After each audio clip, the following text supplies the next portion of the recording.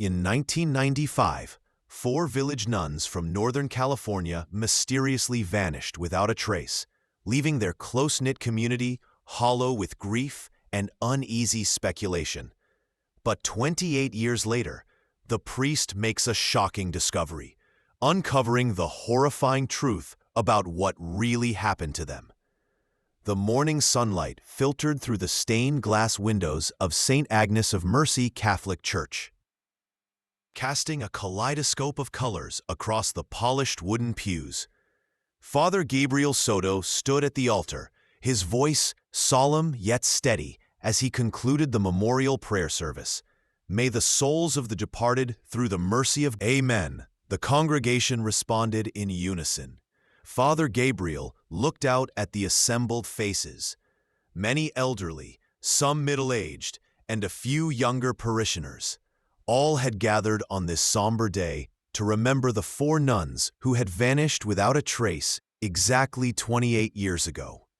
The mystery had haunted the small town of Willow Creek, North California, for nearly 3 decades now. As the service ended, Father Gabriel moved to the church entrance. "Greeting, your presence means a great deal."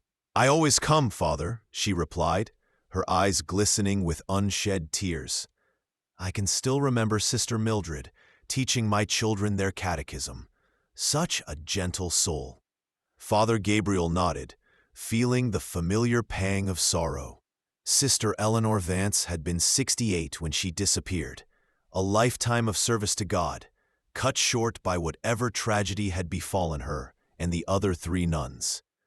One by one, the parishioners departed, each carrying a different memory of the missing women. Sister Eleanor Vance, 68, Sister Margaret Flynn, 65, Sister Cecilia Navarro, 28, and the youngest, Sister Clara Soto. When the last of the congregation had left, Father Gabriel slowly made his way back through the now empty church. His footsteps echoed in the silence as he moved toward his private office at the rear of the building. The space was modestly furnished with a simple desk, a bookshelf filled with theological texts, and a window overlooking the church cemetery. Alone at last, Father Gabriel sank into his chair and buried his face in his hands. The composed facade he maintained for his parishioners crumbled away, leaving only a man consumed by grief and unanswered questions. "Why, Lord?" he whispered, his voice ragged with emotion. "I have served you faithfully all these years. My sister dedicated her life to you. Why have you not led me to them? What lesson am I failing to learn from this trial?" Tears leaked between his fingers as his shoulders shook with silent sobs. He rarely allowed himself this moment of weakness, but the anniversary always stripped away his carefully constructed defenses. After several minutes, Father Gabriel drew a deep breath and wiped his eyes. He opened the bottom drawer of his desk and removed a small wooden box. Inside lay several photographs preserved with loving care despite the passage of years. The first was of Clara on the day she took her final vows. Her young face beamed with joy and purpose beneath her veil, and Father Gabriel felt both pride and a stab of guilt as he gazed at the image. He had been the one to nurture her faith, to encourage her vocation. He could still remember their conversations when she was just 16. Her eyes all light with conviction as she spoke of her calling. "I was so proud of you," he murmured to the photograph. "I still am." The thought that had haunted him for 28 years crept into his mind. If he hadn't encouraged her religious vocation, would she still be here today? Would she be a mother, a teacher, alive and well instead of? In the name of the Father, and of the Son, and of the Holy Spirit, Father Gabriel said sharply, making the sign of the cross to banish the treacherous thought. He could not allow himself to question God's plan, even in his darkest moments.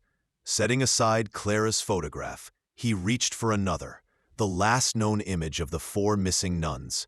They sat together on a wooden bench outside the small remote St. Denis chapel near the edge of Umpqua National Forest. Sister Mildred and Sister Joan, the eldest, sat with their hands folded placidly in their laps, their lined faces serene. Sister Cecilia sat beside them, her posture more relaxed, but her expression reverent, and beside her was Clara, the youngest, her eyes bright with purpose even in the faded photograph. The photograph had been taken by a local visitor just days before the nuns disappeared. They had traveled to St. Denis Chapel for a short spiritual retreat. 2 days of fasting, prayer, and silence before the feast of a Catholic saint.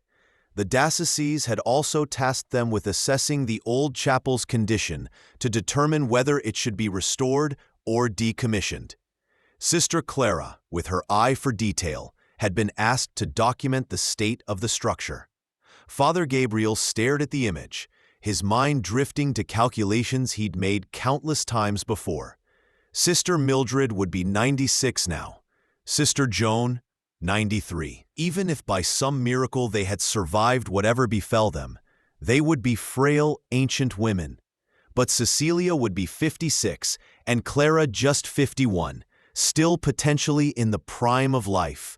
He remembered the frantic days and weeks after search parties had spread out through surrounding farms, villages, and towns, but not a single clue had emerged.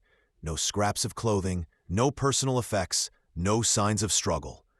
It was as if the four women had simply vanished into thin air. The official theory had eventually settled on a bear attack. The Umpqua National Forest was known for its wildlife, including black bears that could become aggressive if threatened. Perhaps the sisters had wandered too far into the woods and encountered a predator, but the complete absence of evidence had always made this explanation feel hollow to Father Gabriel and to many others as well. Over the years, uglier rumors had circulated, whispers that the nuns had abandoned their vows and run away to start new lives. Father Gabriel and the Church had worked tirelessly to quash such speculation, but the seeds of doubt had been planted in the community nonetheless. Clara would never have done that, he whispered, tracing his sister's face in the photograph. She would never have left without telling me. As he continued to gaze at the photograph, his eyes drifted to the chapel in the background. Dan's had been a simple structure constructed in the 1920s to serve the scattered Catholic population in the area.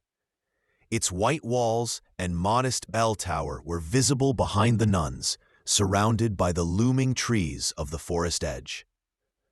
Something tugged at Father Gabriel's heart as he studied the building. He hadn't visited St. Denis in over 20 years, finding the memories too painful to bear. But now, on this anniversary, he felt a strange urge to see it again, to walk where his sister had walked, to pray where she had prayed.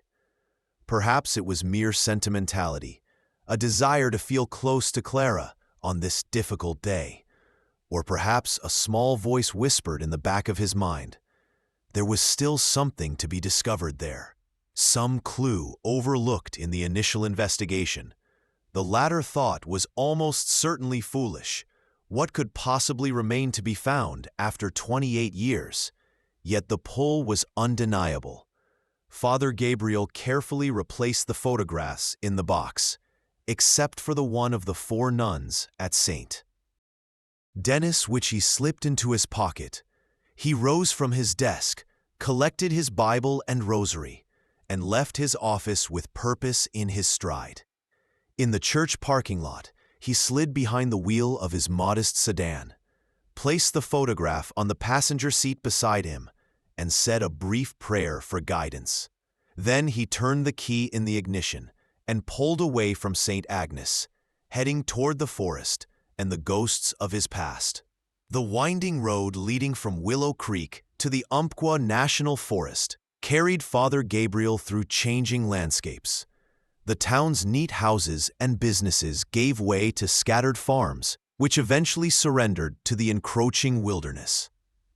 Tall pines and cedars crowded the roadside, their shadows dappling the asphalt as he drove. The journey took approximately an hour and a half, giving Father Gabriel ample time to reflect.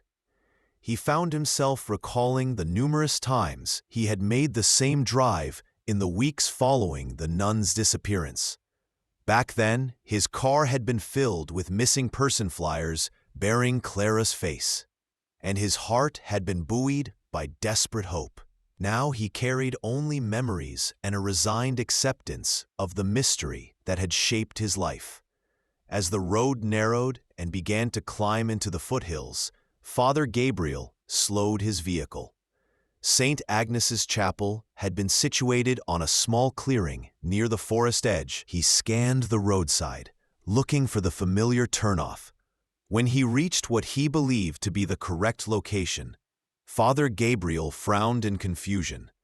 Instead of the simple dirt path he remembered, he found a paved private road blocked by an ornate gate. A no trespassing sign was displayed alongside smaller notices warning of private property. "This can't be right," he muttered, pulling his car to the side of the road. He consulted the photograph he had brought, comparing the background landscape to what he could see from his position. The mountains in the distance matched, as did the particular arrangement of taller trees on the ridgeline. This was indeed Dennis Chapel. Father Gabriel exited his vehicle and approached the gate on foot. Beyond it, he could see the private road stretching into the forest, but there was no sign of the Whitechapel building. Instead, the area appeared to have been extensively landscaped with ornamental trees and shrubs lining the driveway. Bewildered, he reached for his cell phone and scrolled through his contacts until he found the number for Edward Marshall, the longtime caretaker of St. Agnes.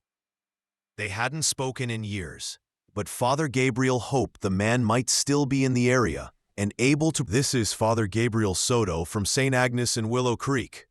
There was a pause, then recognition.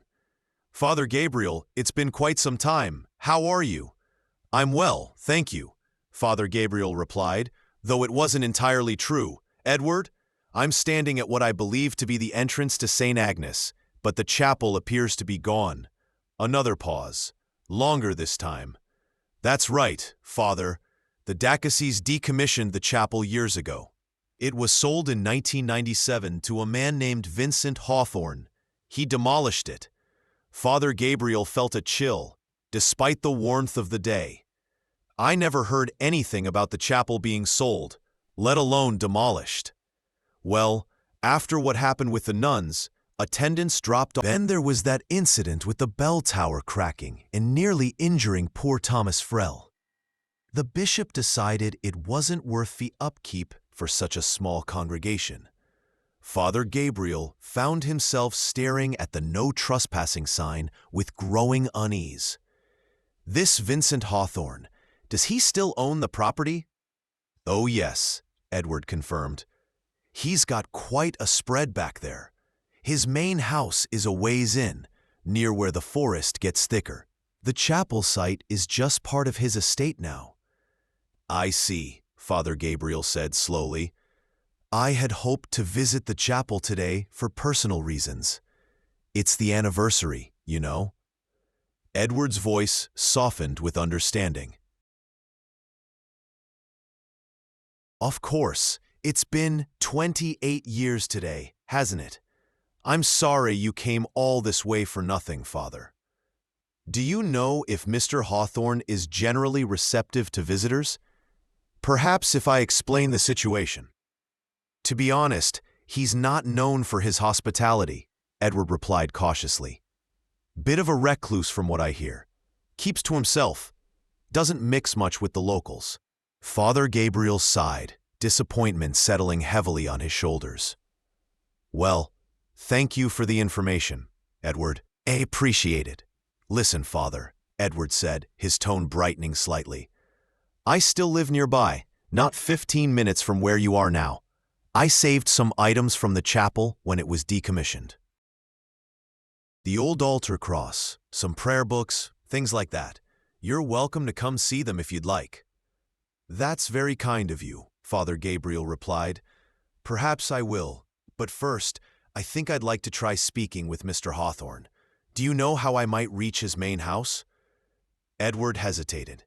"Well, there's the private road you're looking at, but that gate's always locked. There's a public road that loops around, though. It'll take you near enough to the property." After receiving directions from Edward, Father Gabriel thanked him and ended the call. He returned to his car, conflicted about his next move. Part of him felt he should respect Vincent Hawthorne's privacy and head straight, but a stronger impulse propelled him toward the public road that would lead to Hawthorne's estate. 20 minutes later, Father Gabriel found himself driving along a narrow lane that skirted the edge of what must have been Hawthorne's property. Through gaps in the trees, he caught glimpses of manicured grounds and eventually a substantial structure that resembled a mountain lodge. More than a conventional house, the building was impressive. 3 stories of natural stone and timber, with expansive windows and multiple terraces. He parked his car, straightened his clerical collar, and approached the imposing residence with a mixture of determination and apprehension. As he neared the front entrance, a stone pathway led him past carefully tended gardens and a small decorative pond. The craftsmanship of the place was undeniable. Yet Father Gabriel couldn't help but feel a sense of dissipate. The steps to the front door and knocked firmly on the heavy oak panel. The door swung open almost immediately, revealing a tall, athletic man in his 60s, dressed in expensive exercise attire. His silver hair was neatly trimmed, and in one hand he held a leather dog leash. The man's expression shifted from neutral expectation to unmistakable displeasure as he registered Father Gabriel's clerical attire. "Yes," he asked, not bothering to disguise the impatience in his tone. "Good afternoon," Father Gabriel said with a warm smile. "Are you Mr. Vincent Hawthorne?" The man's jaw tightened. "I am, and you are trespassing on private property." "I apologize. I was hoping I might have a few minutes of your time. You see, I visited the site where St. Den's Chapel used to stand, and I was surprised to find it gone." "If you already saw it's not there, why come bothering me?" Hawthorne's voice had taken on an edge that was almost a snarl. "I spoke with Edward Marshall, the former caretaker. He mentioned you had purchased the property. I simply wanted to what? Blame me for buying land that was for sale?" Hawthorne stepped forward aggressively, causing Father Gabriel to take an involuntary step back. "Are you one of those who thinks that ground is somehow sacred? The DeSacies didn't think so when they sold it." No, I don't blame you at all. I was just curious about the circumstances. The chapel held personal significance for me, and I wasn't aware it had been demolished." Hawthorne seemed momentarily mollified, though his expression remained cold. "Well, now you know. It's gone, and good riddance. I sleep better now that I don't have to hear that blasted bell ringing 3 times a day and giving me migraines." Father Gabriel couldn't help but respond to this. "The Angelus bell is a beautiful tradition, Mr. Hawthorne. It calls the faithful. People can set alarms on their phones if they need reminding to pray. They don't need to disturb the entire countryside with medieval noise pollution." The conversation was clearly not progressing in a positive direction. Father Gabriel decided to try a different approach. "I understand you value your privacy, Mr. Hawthorne, and I've intruded on your time. I apologize for that. Perhaps we could speak another day when it's more convenient for you."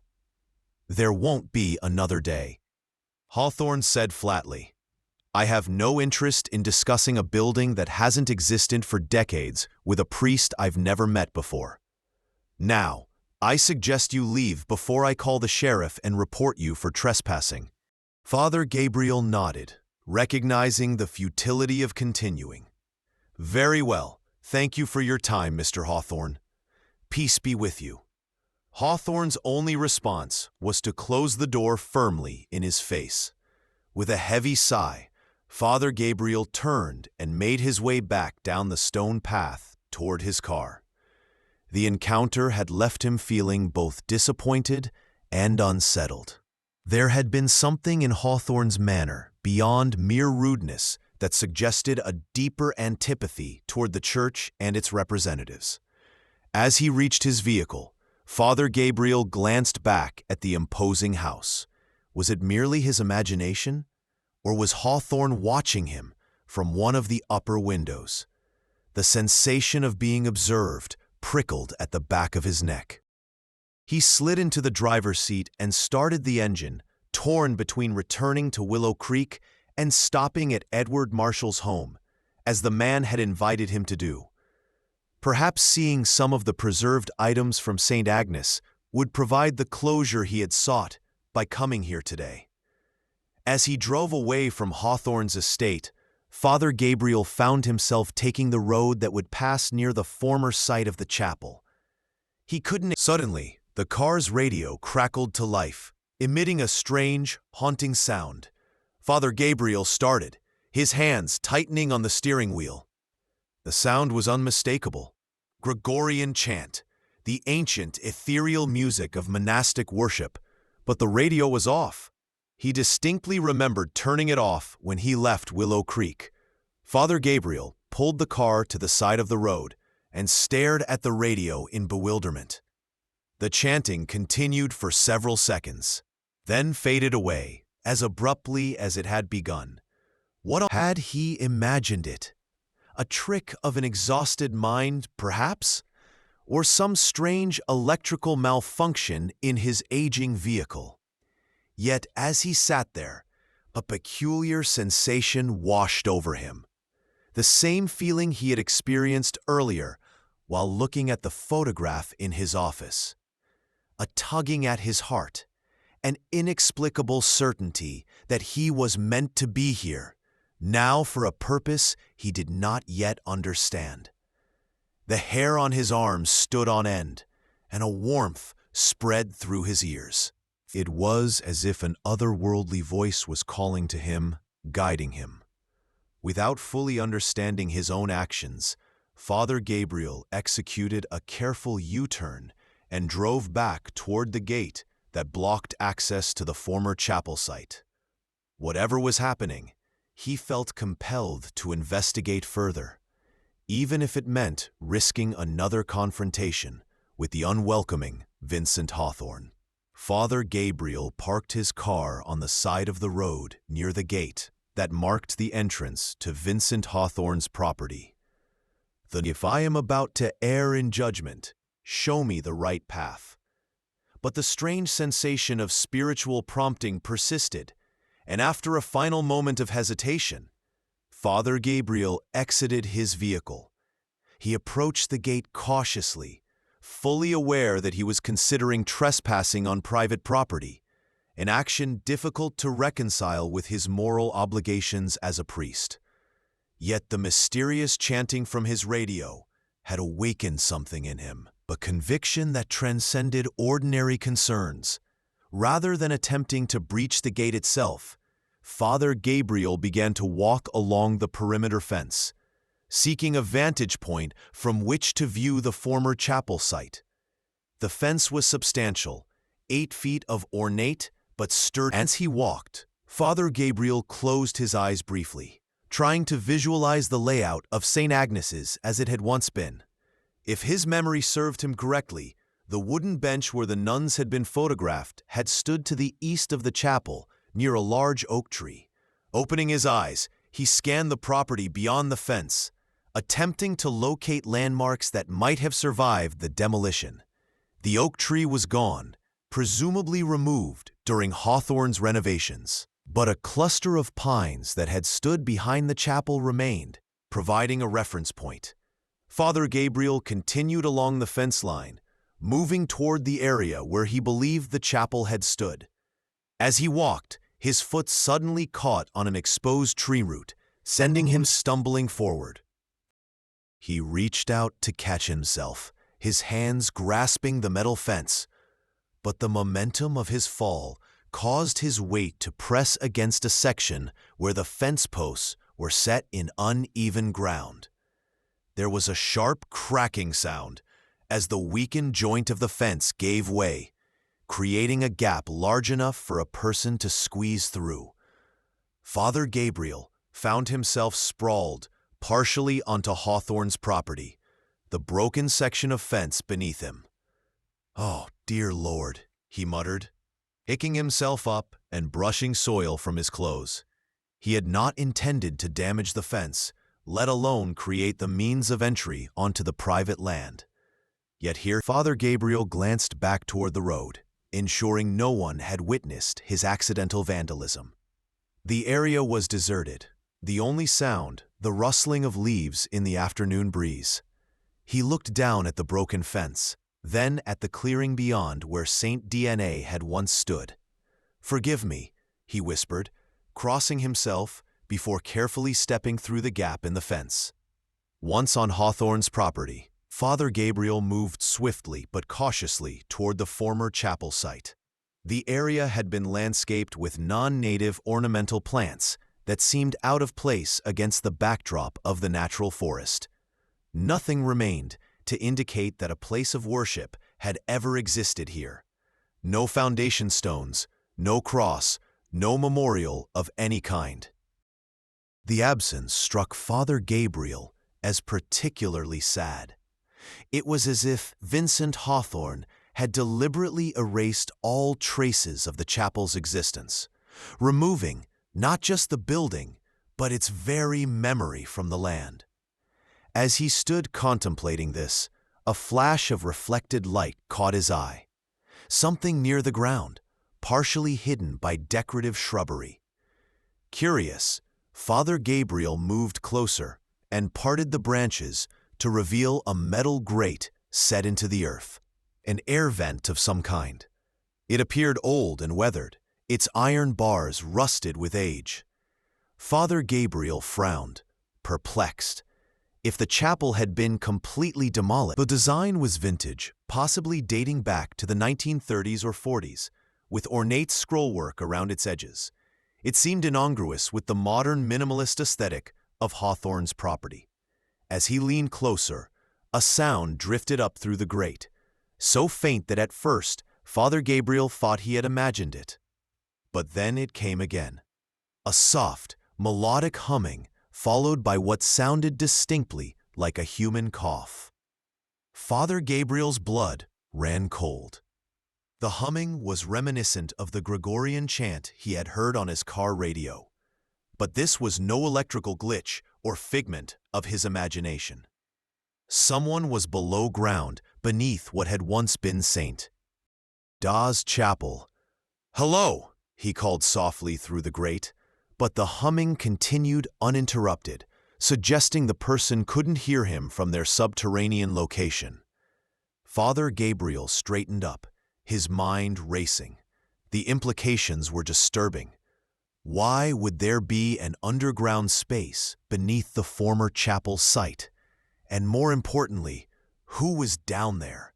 He looked around, half expecting to see Vincent Hawthorne approaching with fury in his eyes. But the property remained quiet and apparently unmonitored, at least in this section.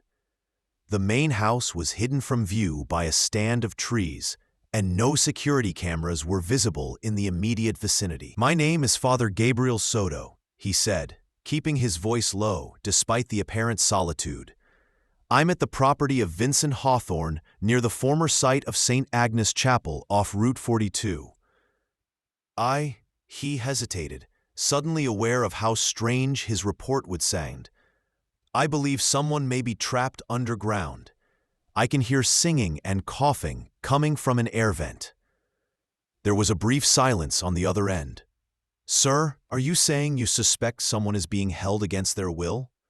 "I don't know," Father Gabriel admitted, "but there appears to be an underground space of some kind, and someone is definitely down there. Given the remote location and the fact that this property is private, I'm concerned." The humming had stopped, but as he listened intently, he could still hear occasional sounds of movement from below. Someone was definitely down there, and the thought sent a chill down his spine. He made his way back to the broken section of fence, carefully squeezing through the gap and returning to the public road. As he walked toward his parked car, he dialed Edward Marshall's number, feeling an urgent need to gather more information before the police arrived. "Edward, it's Father Gabriel again. I need to ask you something important. When St. Agnes was still standing, was there any kind of basement or underground room beneath it?" Edward sounded surprised by the question. "No, Father." The chapel was built on a simple slab foundation. No basement, no crypt, nothing like that. Why, do you ask? Father Gabriel explained what he had discovered. The air vent, and the sounds coming from below ground. "That's impossible," Edward said firmly. "There was never any underground structure at St. Agnes. I maintained that property for 20 years. I would know."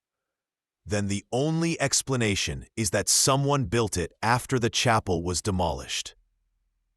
Father Gabriel concluded when Vincent Hawthorne took ownership. "That's disturbing," Edward admitted. "What are you going to do?" "I've already called the police. They're sending officers to investigate." "I'll come too," Edward decided.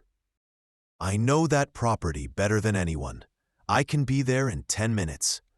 Father Gabriel thanked him and ended the call, then settled into his car to wait, fingering his rosary beads and murmuring prayers for whoever might be trapped beneath the earth where St. Denis had once stood. Father Gabriel sat in his parked car, fingers moving methodically over the smooth beads of his rosary as he recited the familiar prayers. The ritual brought a measure of calm to his troubled mind, though questions continued to swirl beneath the surface of his concentration. Who could possibly be below ground at the former chapel site? What purpose could an underground chamber serve in such a remote location? 28 years was an impossibly long time for anyone to remain concealed.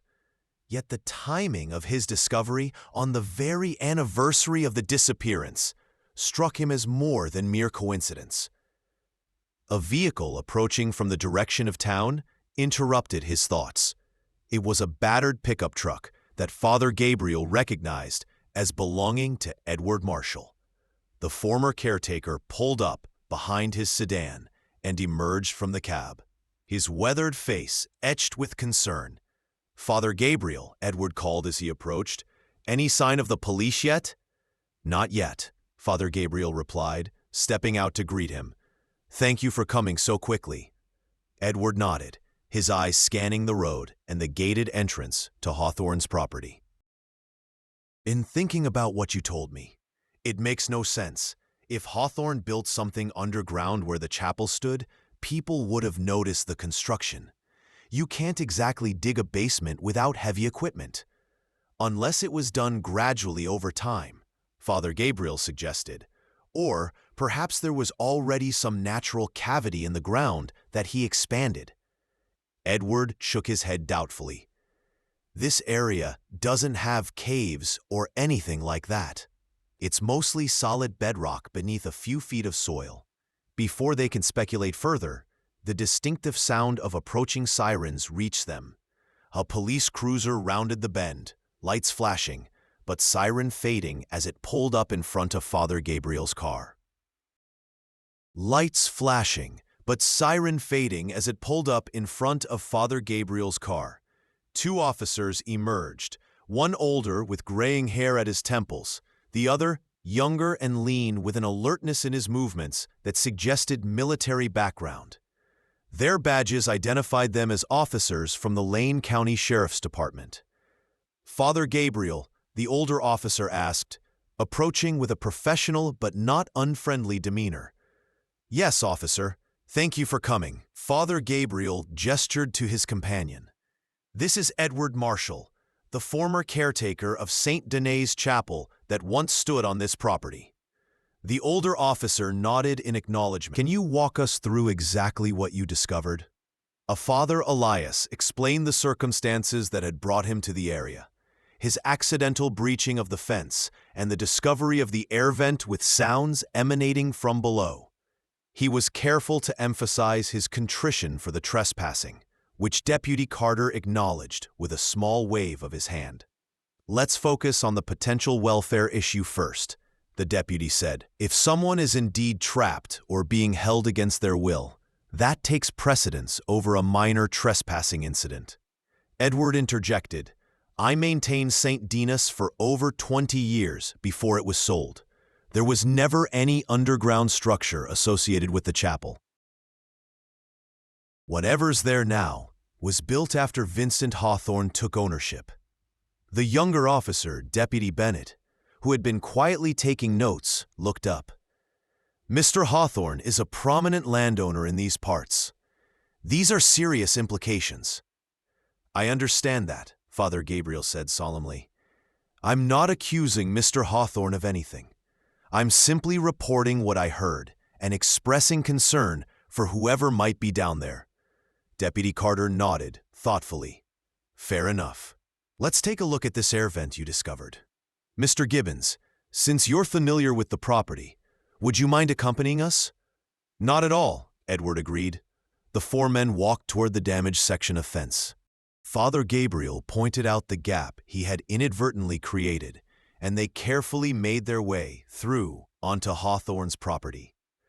Father Gabriel led them to the ornamental shrubbery that partially concealed the air vent. Here it is, he said, parting the branches to reveal the rusted grate. Deputy Carter crouched beside it, examining the vent with a practiced eye. This is old craftsmanship. Doesn't match the modern landscaping at all. Deputy Bennett joined him, shining a flashlight through the grate. Can't see much. The shaft angles off after about 6 feet. Listen, Father Gabriel urged. Just be quiet for a moment. The four men fell silent, straining to hear any sound. Birds calling, leaves rustling. Father Gabriel began to worry that whoever had been below had either moved away from the vent or had fallen silent upon hearing voices above. Then, faintly but distinctly, a woman's voice began to hum. The melody was haunting, archaic, a fragment of sacred music that Father Gabriel instantly recognized despite its broken, wavering quality. Salve Regina, Deputy Carter whispered, a flicker of recognition crossing his weathered features. Edward nodded in confirmation. Yes, the Marian antiphon sung in monasteries and convents for centuries. The humming continued for several more seconds, then faded, replaced by the sound of labored breathing and a dry, rasping cough. The officers exchanged significant glances. Deputy Bennett straightened up, his expression now grave. That's definitely someone down there, and from the sound of that cough, they may need medical attention. We need to speak with Mr. Hawthorne immediately, Deputy Carter decided. This is now a welfare check at minimum.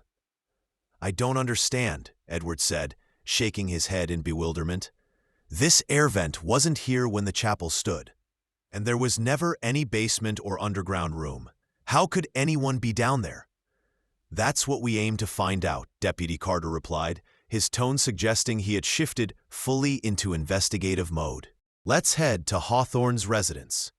The four men made their way back to the road and their respective vehicles. Following the deputy's cruiser, Father Gabriel and Edward drove the short distance to Vincent Hawthorne's main house. The imposing structure seemed more forbidding than ever as they approached, its many windows like watchful eyes surveying their arrival. Deputy Carter instructed Father Gabriel and Edward to remain by their vehicles while he and Deputy Bennett approached the front door. Father Gabriel watched as the officers knocked and waited, tension evident in their postures despite their professional demeanor. Several moments passed before the door opened. But it wasn't Vincent Hawthorne who emerged. Instead, the group saw him approaching from the rear of the property, still dressed in his exercise clothes and leading a large German shepherd on a leash. His expression shifted rapidly from polite inquiry to barely contained fury when he spotted Father Gabriel and Edward standing near the officer's cruiser. "What's the meaning of this?" Hawthorne demanded as he reached the front steps. "Why are these trespassers on my property again?" Deputy Carter introduced himself and his partner, explaining the purpose of their visit in measured tones. "We received a report of sounds coming from what appears to be an underground structure at the former chapel site. We'd like to ask you a few questions about that, sir." Hawthorne's face flushed with anger. "This is outrageous. First, this priest shows up uninvited, trespasses through my fence and on my land, and now he's making wild accusations and wasting police resources." "No one is making accusations, Mr. Hawthorne," Deputy Bennett said calmly. "We're simply following up on a welfare concern. Someone appears to be in an underground space on your property, and they sound like they may need medical attention." "That's absurd," Hawthorne snapped. "There's no one on my property except me and my dogs. I would know if someone were living in a secret underground bunker? Do you realize how ridiculous that sounds?" Deputy Carter said firmly, "We'd like permission to check your home and the grounds, including any basement areas." "Absolutely not." Hawthorne's hand tightened on the dog's leash, causing the animal to shift restlessly. "This is private property. You have no right to search without a warrant." "Mr. Hawthorne," Deputy Bennett began, his tone reasonable but insistent. "If there's someone in distress on your property, even a trespasser you're unaware of, wouldn't you want to know about it? This could be a squatter who's found their way into some old structure you don't even know exists." Hawthorne's eyes narrowed suspiciously. "There are no old structures I don't know about. I've owned this land for over 25 years. I know every inch of it." "Then what about the air vent near the former chapel site?" Deputy Carter asked. "The one that appears to ventilate an underground space." For a fraction of a second, something flickered in Hawthorne's expression, a momentary faltering that Father Gabriel caught before the man's face hardened once more into obstinate refusal. "I installed a drainage system when I landscaped that area," Hawthorne said dismissively. "What you're calling an air vent is probably just a decorative grate covering a drain pipe. There's nothing sinister about it. A drainage system doesn't sing hymns or cough, Mr. Hawthorne," Deputy Carter observed dryly. Hawthorne turned his glare toward Father Gabriel. "This man has clearly orchestrated this entire situation. He probably brought some device that plays recorded sounds and planted it near the drain. He's harassing me because he resents that I bought church property." "I would never do such a thing," Father Gabriel protested, crossing himself. "As God is my witness, I heard a woman's voice coming from that vent. We all heard it just now." Hawthorne scoffed. "A priest invoking God while trespassing and lying. How very typical." "That's enough, Mr. Hawthorne," Deputy Carter said sharply. "We're asking for your voluntary cooperation. If you refuse, we'll have no choice but to pursue other legal avenues." "Then pursue them," Hawthorne replied coldly. "In the meantime, I want these people off my property immediately. If they're not gone in 2 minutes, I'll file trespassing charges against all of you." Recognizing the impasse, Deputy Carter nodded to Father Gabriel and Edward, indicating they should return to their vehicles. The officers followed, walking back to their cruiser with measured steps that suggested this retreat was strategic rather than final. As they reached the police car, "Something's not right here." Father Gabriel nodded gratefully. "Thank you, Deputy. I know how strange this must seem, but I truly believe someone needs help down there." "I believe you. We all heard something," the deputy replied. "Whether it's exactly what you think, We'll determine that with proper investigation. Head back to Edward's place for now. We'll be in touch." The drive to Edward's home was brief but tense, with both men lost in their thoughts about the mysterious voice beneath the former chapel grounds. Edward's house proved to be a modest cabin set back from the main road, surrounded by "Not much, but it's home," Edward said as he led Father Gabriel inside. The interior was simply furnished but comfortable, with well-worn furniture and walls decorated with fishing memorabilia and a few framed photographs.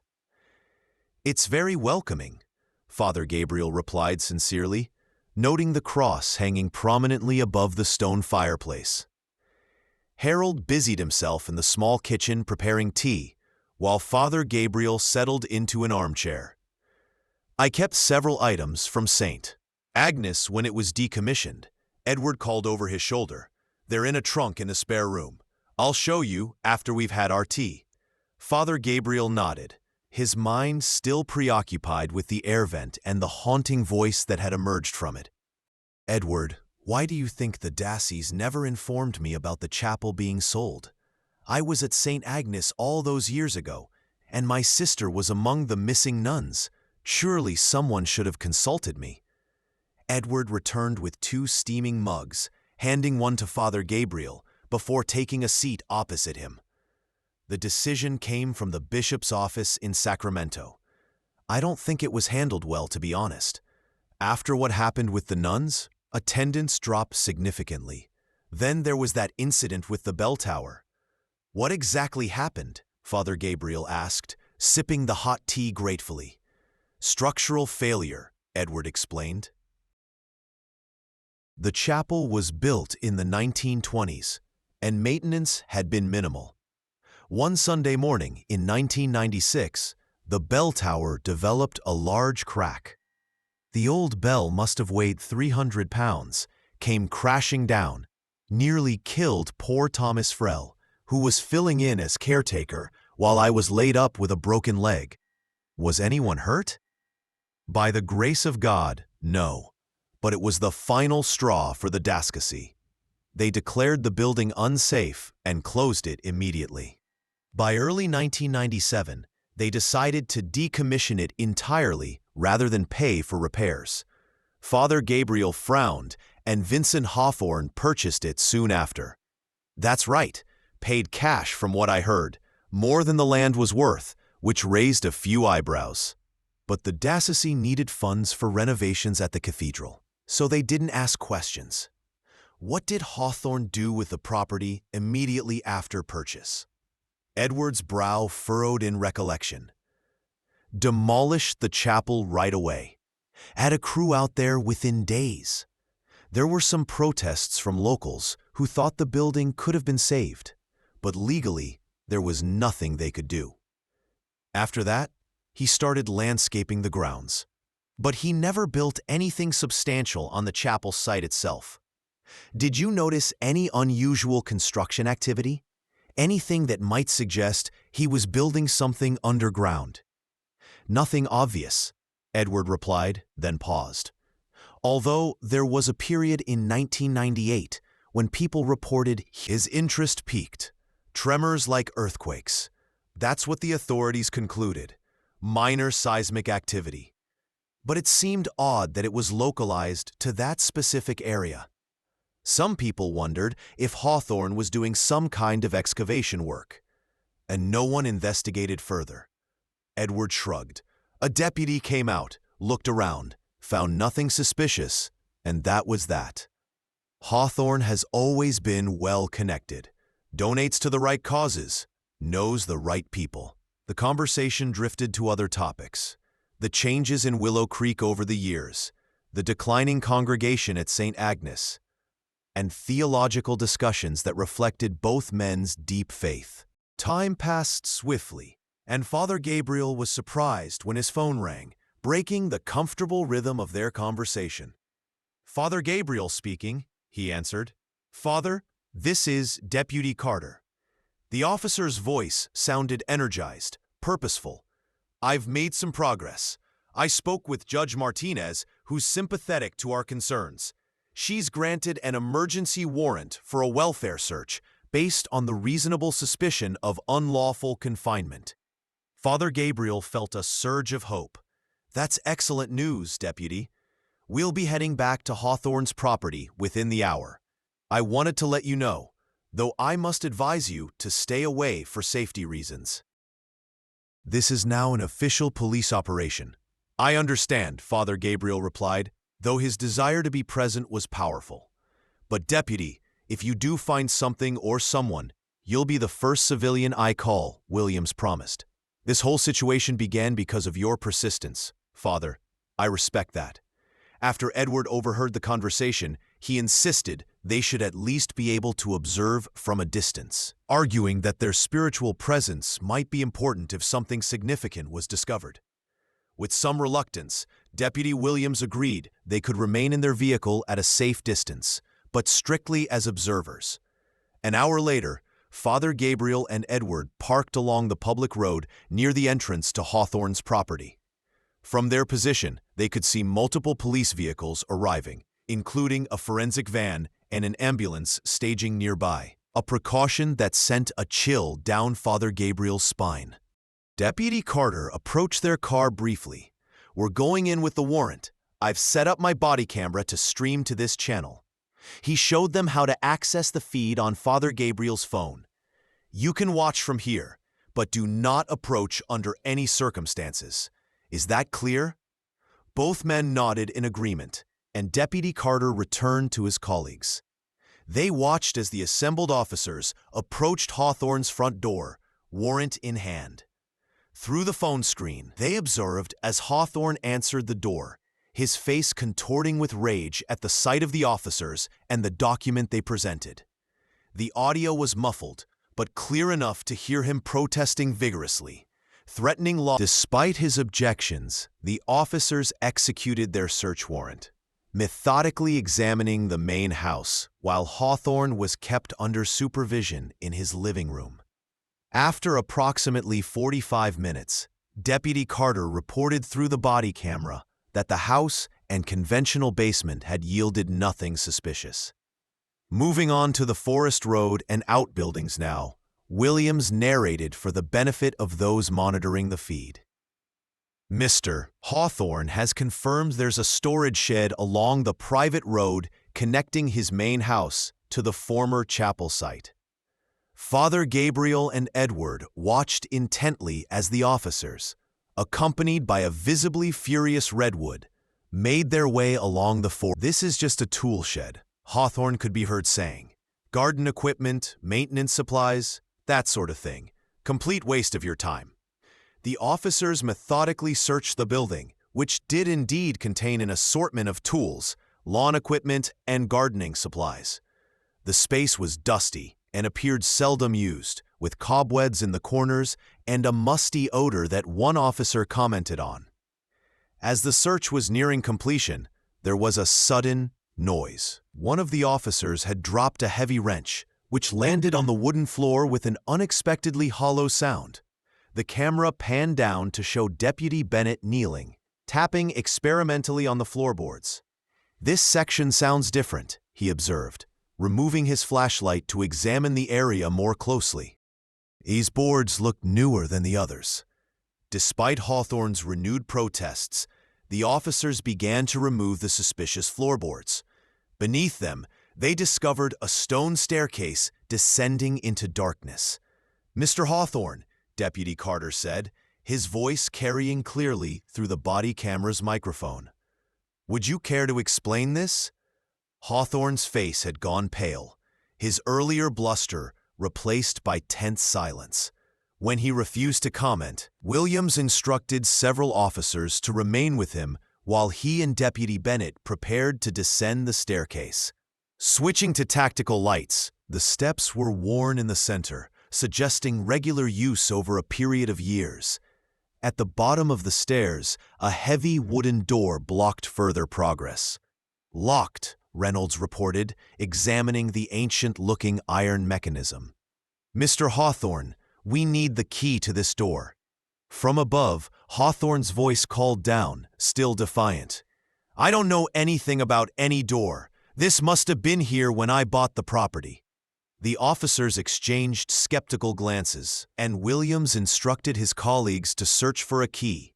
One of them noticed a small hollow in the wall beside the staircase. "Found a key," the officer reported, handing it to Williams. The deputy inserted the key into the lock, which turned with a loud metallic groan. The door swung inward, revealing a dark tunnel beyond. "We're entering what appears to be a man-made..." After a few minutes of walking, the tunnel widened into a small chamber. The camera's light revealed crude furnishings, a thin mattress on the floor, a bucket in the corner, a small table with the remains of what looked like food, and then from the shadows came a whispered voice. "Help! Is someone there?" Deputy Carter directed his light toward the sound, and the camera revealed a frail, elderly woman lying on the mattress. Her face was gaunt, her eyes sunken, but alert. Her gray hair was closely cropped, and she clutched what appeared to be a hand-carved wooden rosary. "Ma'am," Williams said gently, approaching slowly to avoid frightening her. "I'm Deputy Carter from the Lane County Sheriff's Department. We're here to help you. Can you tell me your name?" The woman's cracked lips moved, forming words with visible effort. "Sister Terrace Marrow."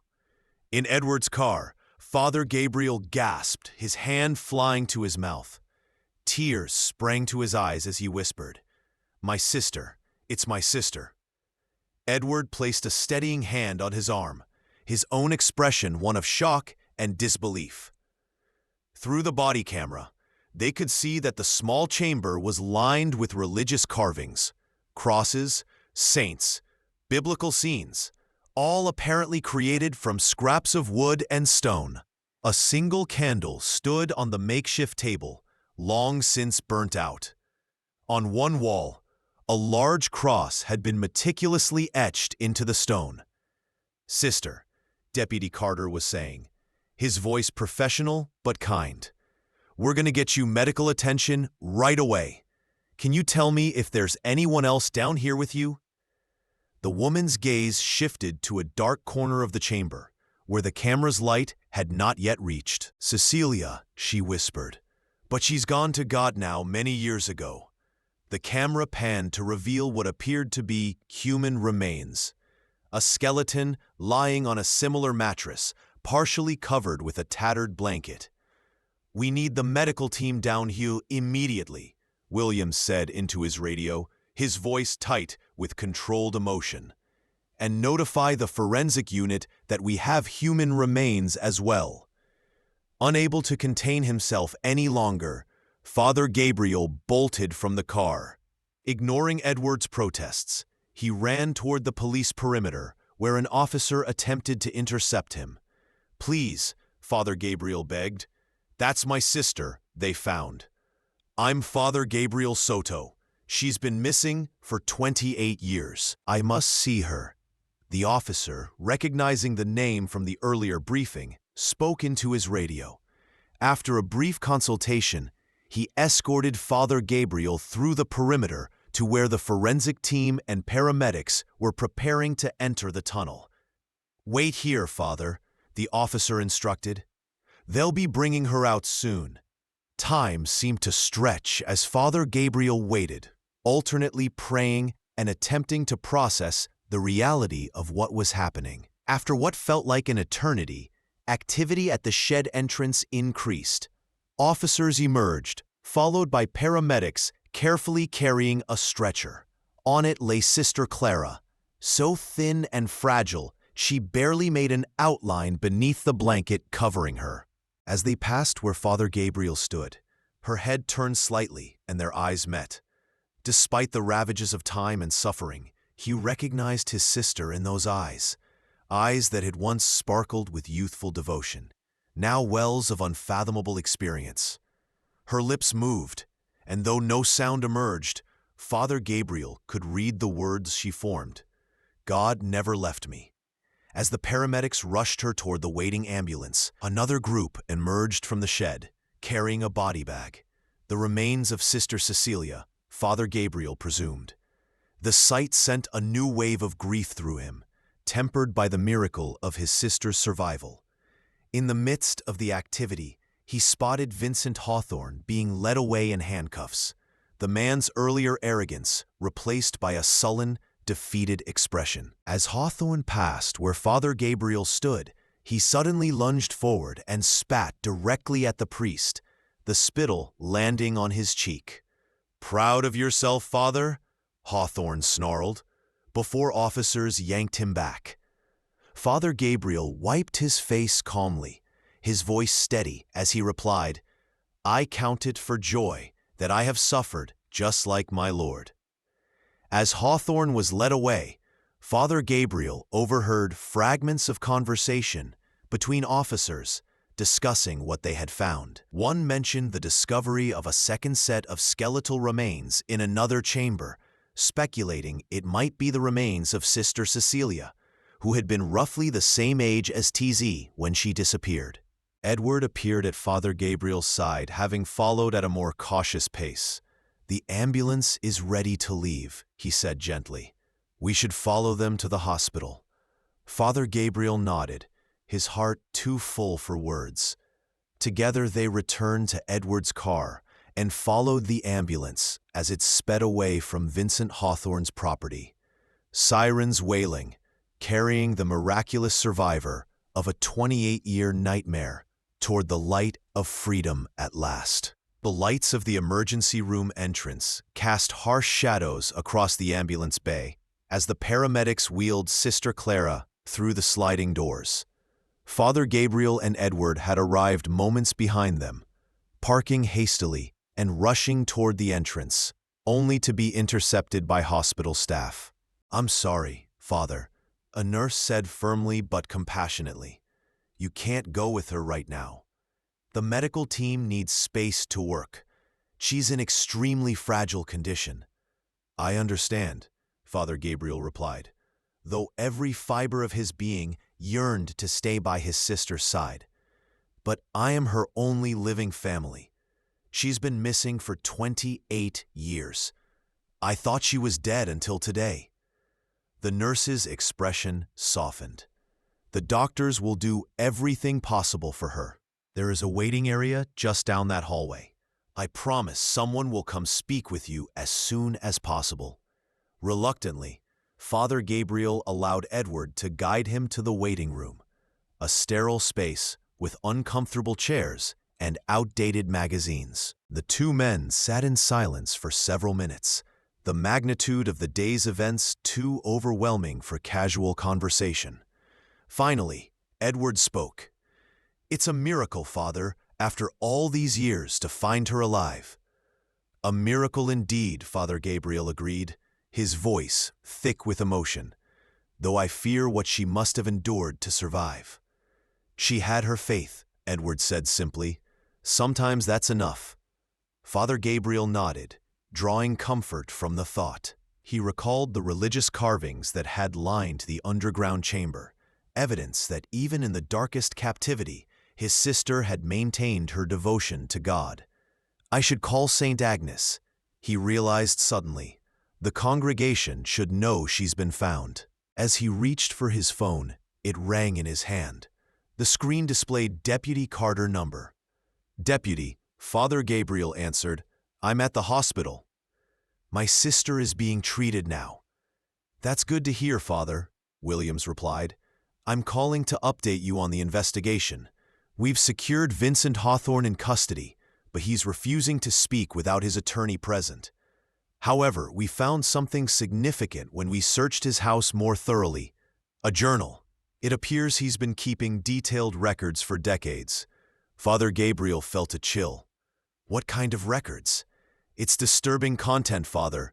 The journal contains extensive writings about his hatred of the Catholic Church and religious women in particular. There are entries dating back to the late 1970s describing his obsession with the nuns at St. Agnes." "But why?" Father Gabriel asked, struggling to comprehend the depth of hatred necessary to commit such crimes. What possible motivation could he have had? There was a brief hesitation before Williams continued. According to his writings, Hawthorne's mother abandoned him as an infant, leaving him with his grandmother. She later became a nun. He never knew her, never even saw her. His grandmother, who raised him, was apparently a strict Catholic who physically abused him in the name of religious discipline. He developed a pathological hatred of nuns in particular, seeing them as women who abandoned their natural duties to families. Father Gabriel closed his eyes, a wave of sadness washing over him. Such brokenness, he murmured. Such twisted thinking. There's more, Father, Williams continued, his voice grim. The journal details what happened to the other nuns. The two older sisters, Mildred Hayes and Joan Keller, apparently died within the first year of captivity. Given their age and the conditions they were kept in, it's not surprising. May their souls rest in peace, Father Gabriel whispered, crossing himself. Sister Cecilia survived longer, nearly a decade. According to Hawthorne's entries, she died in the early 1990s from what appears to have been an untreated respiratory infection. And my sister, how did she survive when the others didn't? Williams hesitated again. Father, there are aspects of Hawthorne's journal that are particularly distressing. He seems to have developed a fixation on Sister Clara. He kept her separate from the others, especially after Sister Cecilia's death. There are photographs in the journal that suggest he subjected her to degrading treatment. Father Gabriel gasped, a surge of nausea rising in his throat. Dear God, no, I'm sorry. Father, the evidence indicates he was physically and psychologically abusive toward her for years. It's remarkable she maintained her sanity under such conditions. My sister didn't sin, Father Gabriel said firmly, as much to himself as to the deputy. She was a victim. The sin belongs entirely to her captor. Of course, Father. Williams agreed solemnly. No one would suggest otherwise. Edward, who had been listening to Father Gabriel's side of the conversation, placed a supportive hand on his shoulder. There's one more thing you should know, Williams continued. The journal details how he managed to abduct 4 nuns without anyone finding them. It was a meticulously planned operation. Hawthorne had been watching St. Agnes for months, learning the nuns' routines. When he learned they would be alone during their retreat, he saw his opportunity. How did he get them out without leaving evidence? Father Gabriel asked, recalling how the investigation had been hampered by the complete absence of signs of struggle or forced entry. According to his writings, he posed as a friendly neighbor, bringing tea and supplies to the chapel. The tea was drugged. The 2 older nuns drank it and became drowsy. When the younger nuns helped them to bed, Hawthorne entered and overpowered them one by one.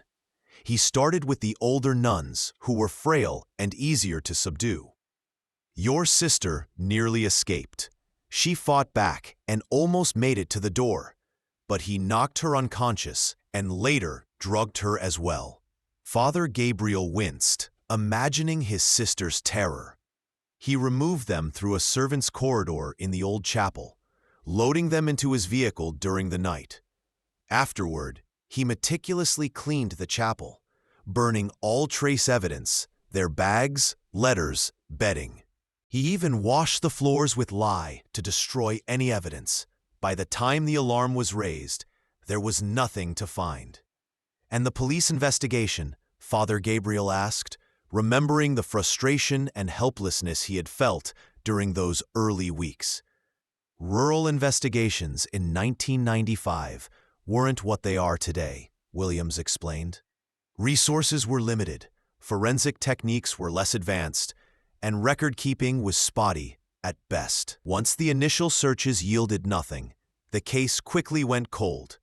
Hawthorne himself was never considered a suspect.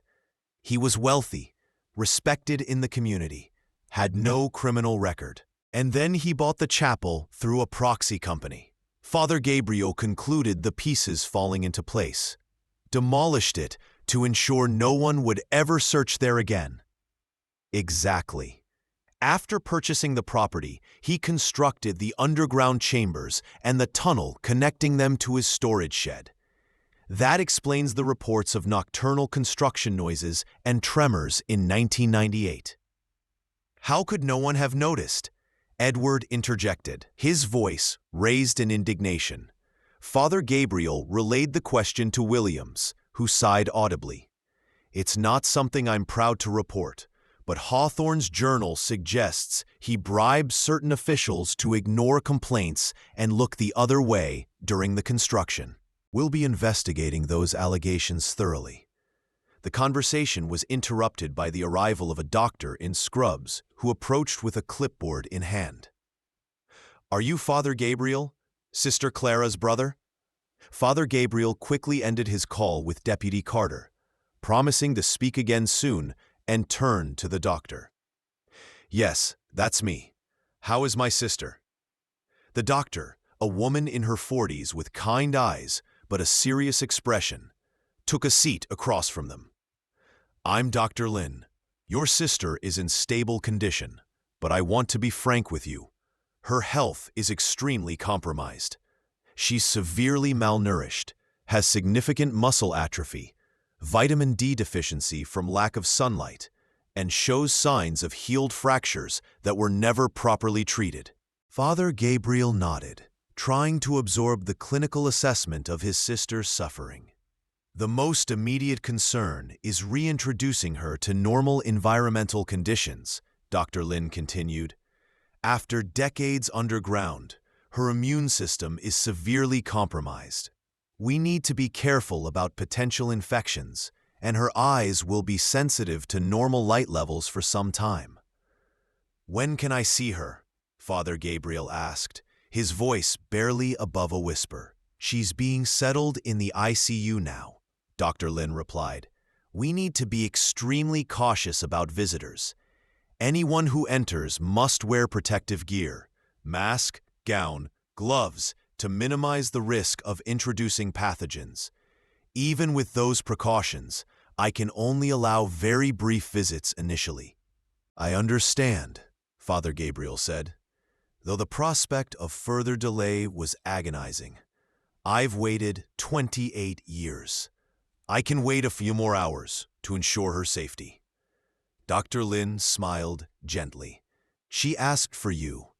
You know, one of the first things she said was her brother's name. She knew you would find her eventually. Tears welled in Father Gabriel's eyes at this revelation. She never lost faith. Apparently not, Dr. Lin agreed. The paramedics reported that she was clutching a rosary made from what looked like wood scraps and threads from clothing. She refused to let them take it even during treatment. That sounds like the Father Gabriel said, a sad smile crossing his face. Her faith was always stronger than mine, even when we were children. You'll be able to see her in about an hour, Dr. Lin promised, rising to her feet. A nurse will come get you when she's ready for visitors. As the doctor departed, Father Gabriel turned to Edward. Would you mind if I spend some time in the chapel? I need to pray. Of course, Edward replied. I'll wait here in case there's any news. Father Gabriel made his way to the small hospital chapel, a modest space designed to accommodate various faiths. Finding it empty, he knelt before the simple altar and bowed his head. Thank you, Lord, for this miracle, he whispered, his voice trembling with emotion. Thank you for preserving my sister through her ordeal. Thank you for leading me to her after all these years. He continued in silent prayer for some time, wrestling with the complex emotions that surged within him. Joy at his sister's discovery, grief for her suffering, anger toward her captor, and lingering questions about why God had allowed such evil to persist for so long. Eventually, a sense of peace settled over him. The mysteries of God's ways remained. But Father Gabriel found himself accepting that some questions might never have satisfactory answers in this life. What mattered now was that his sister had been found, and somehow, through unimaginable darkness, her faith had endured. When he returned to the waiting room, Edward was speaking with a nurse who had come to escort Father Gabriel to the ICU. After donning the required protective gear, he followed her through a series of doors to a private room where his sister lay surrounded by medical equipment. The figure in the bed barely resembled the vibrant young woman who had disappeared 28 years ago. Sister Clara's face was gaunt, her skin pallid from decades without sunlight. Yet when her eyes opened and found his, Father Gabriel recognized immediately the inner light that had always defined his sister, a spiritual radiance that even the darkest captivity had failed to extinguish. "Elias," she whispered, her voice thin but clear. "You found me." "Tess," he replied, tears streaming beneath his protective mask as he gently took her frail hand in his gloved one. "I never stopped looking, never stopped praying." A ghost of a smile touched her cracked lips. "I knew you wouldn't. I told Cecilia. God would send you to us someday." "I'm so sorry it took so long," Father Alia said, his voice breaking. Sister Clara shook her head slightly. "God's timing. Perfect.